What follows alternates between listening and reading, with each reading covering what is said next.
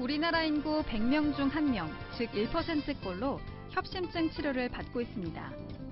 통계 인원에는 과거 협심증 치료를 받았다가 현재는 중단한 사람이 포함되지 않아 실제로는 협심증 환자의 비율이 더 높은 것으로 추정되고 있는데요. 무엇보다 불안정형 협심증은 20에서 50%에서 관상동맥이 완전히 막혀 심장 근육이 죽게 되는 심근경색증으로 이행할 수 있으므로 즉각적인 치료가 필요한 질환입니다.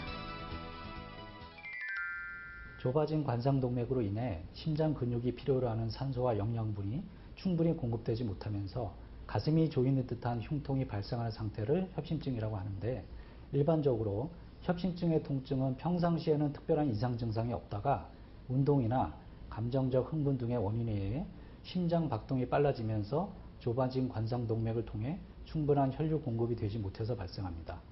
불안정 협심증은 안정형 협심증과 급성 심근경색증의 중간에 해당되는데, 최근 2개월 내외 흉통이 발생했거나 안정시에도 흉통이 있는 경우, 또는 흉통의 강도, 빈도 혹은 지속시간이 점차 심해지는 경우 불안정 협심증이라고 말합니다. 협심증은 심장이 더 많은 혈액 공급을 필요할 때 종종 발생하는데요. 예를 들어 그냥 평소처럼 걷고 있을 때는 문제가 없다가 놓친 버스를 타기 위해 갑자기 뛰는 경우 협심증이 유발될 수 있습니다. 또한 운동할 때나 흥분을 할 경우 또는 높은 온도의 상황에서도 종종 발생할 수 있는데요.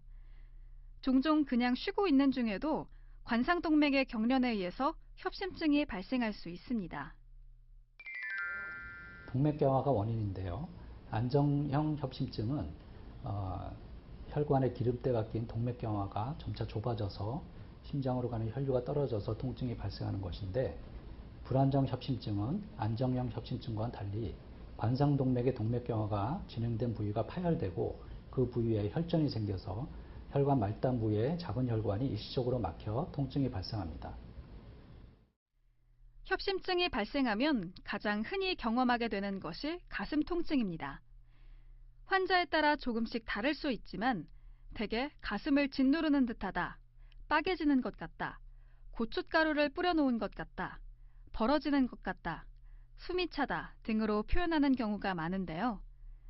이 밖에도 협심증의 가슴 통증은 몇 가지 특징을 갖고 있습니다. 협심증의 증상은 가슴이 뻐근하거나 답답한 느낌, 가슴이 조여오거나 숨이 차는 듯한 느낌으로 나타나며 좌측 가슴에서 목과 팔로 통증이 뻗치기도 합니다. 불안정 협심증의 증상은 안정 협심증과는 달리 휴식 상태나 가벼운 운동을 할 때도 통증이 나타나며 지속 시간이 10분 이상 길게 나타납니다. 대개 안정형 협심증의 증상이 불안정 협심증으로 악화되어 발전하는 경우가 많습니다. 하지만 일부 환자에서는 마치 소화불량이 있는 것처럼 증상이 애매한 경우도 있습니다. 협심증으로 인한 흉통은 육체적 활동을 과도하게 할 때 외에도 화가 나거나 심한 정신적 스트레스를 받을 때 혹은 갑자기 찬바람을 쐬거나 음식을 많이 먹은 후에도 나타날 수 있습니다. 그러나 몇 초에 걸쳐서 잠깐 흉통이 있거나 바늘로 찌르는 듯한 예리한 통증, 여기저기 옮아가는 흉통, 그리고 뜨끔뜨끔한 흉부 불쾌감은 협심증으로 인한 증상이 아닐 가능성이 큽니다. 특히 심장 뒤쪽에 있는 식도에 염증이 생기는 역류성 식도염은 흉통의 양상과 강도가 전형적인 협심증과 비슷한 경우가 있어 꼭 감별해야 하는 질환입니다. 먼저 기본적으로 안정시에 심전도 검사를 시행하는데, 심전도 검사에서 이상 소견이 보일 경우에는 협심증을 의심해 볼 수가 있으나, 대개의 경우에는 심전도 검사에서 이상 소견을 보이지는 않습니다. 그리고 운동부하 검사를 시행할 수가 있겠는데, 불안정 협심증에서는 증상에 따라서 조심스럽게 시행할 수가 있겠습니다. 기타 부하 심초음파 검사나 회계학 검사를 시행할 수가 있고, 최근에는 심혈관 조형 단층 촬영을 많이 이용을 합니다. 그렇지만 궁극적으로는 관상동맥 조영술을 통해서 확진을 합니다. 협심증의 첫 번째 치료는 동맥경화증의 위험 요소를 피하는 것인데요. 협심증 환자는 절대적으로 금연해야 합니다. 고지혈증이 오지 않도록 식이요법을 하고 고혈압은 반드시 치료해야 합니다. 여기에 스트레스는 해소해야 하며 당뇨병은 철저히 치료하고 비만한 경우 체중을 감소시켜야 합니다. 안정형 협심증의 경우 약물 치료가 중재 시술과 거의 성적이 비슷한 것으로 알려져 있는 반면에 불안정 협심증의 경우에는 약물 치료만 하는 것보다는 스텐트를 삽입하는 중재 시술을 하는 것이 결과가 더 좋은 것으로 알려져 있습니다. 중재 시술을 할 수 없을 정도로 협착이 심한 경우에는 흉부외과에서 관상동맥 우회수를 하게 됩니다. 혈관이 매우 좋지 않거나 심혈관 성형술 및 스텐트 삽입술을 시행하기 적절하지 않은 경우에는 외과적 수술을 해야 하는데요. 보통 좁아지거나 막혀있는 관상동맥을 대신해서 신체 다른 부위의 혈관이나 인조혈관으로 우회로를 만들어주는 관상동맥 우회로 이식술을 시행하게 됩니다. 2000년대 초반 약물이 코팅된 스텐트가 소개된 후로 재합착률이 한 5에서 10% 정도로 획기적으로 줄었습니다. 그래서 대부분의 병변에 대해서는 스텐트 삽입술로 해결이 되고 있습니다. 그렇지만 당뇨병 환자와 같이 좁아진 부위가 너무 많거나 혈관이 전체적으로 다 좁아져 있는 경우에는 시술이 좀 어렵기 때문에 관상동맥 우회수를 시행하게 됩니다. 여기서 잠깐! 잘못된 의학상식을 바로잡아 건강도 지키고 상식도 키우는 Yes or No. 불안정형 협심증 환자는 비행기를 타지 말아야 한다는데 사실인가요? 정답은 NO입니다. 그런 질문을 하신 분이 가끔 있는데요. 비행기 탑승으로 인한 기압의 변화가 관상동맥의 동맥경화 반에는 영향이 없는 것으로 알려져 있습니다.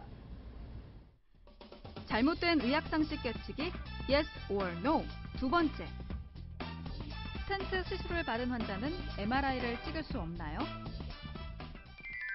정답은 NO입니다.